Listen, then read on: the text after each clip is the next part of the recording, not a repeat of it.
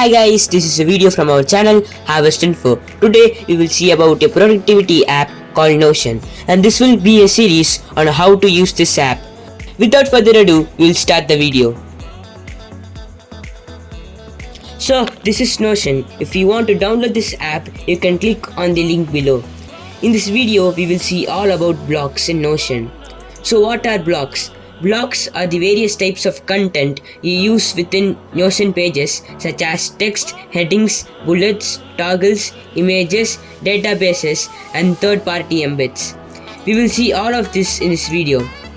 Okay, now how do we type text in Notion? It is easy. We can click anywhere in this page and we can just start typing.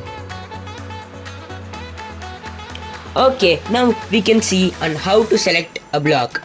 This is also easy. We need to just type this slash and all the blocks will be displayed. We can scroll and select the block, or we can just type the block that we want.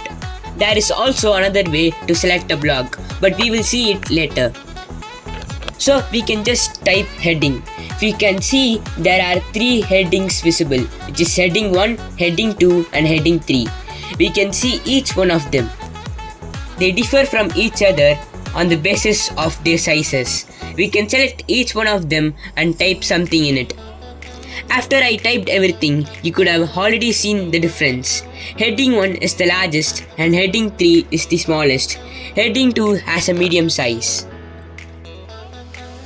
So toggle list is a kind of hide and show content.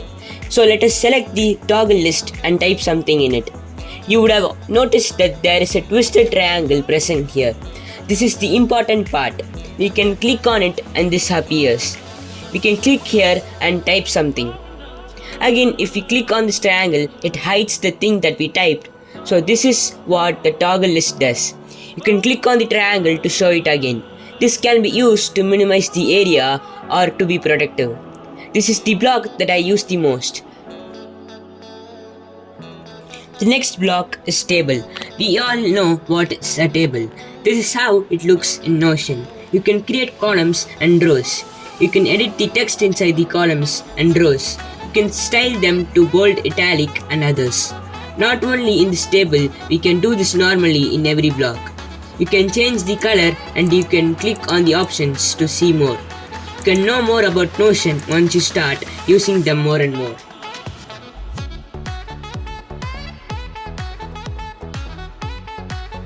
We all know the number list and bulleted list.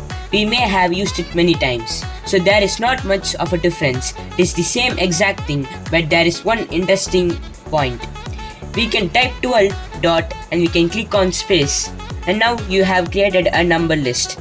If you click enter, the number will be continuing after 12. You can do the same thing with other numbers like 5, 6, etc. We might have used to-dos in our life. It is the same exact thing. We can select the to-do list and type something in it. This feature will be more useful for students. Others can also use it, and you can check and uncheck the box.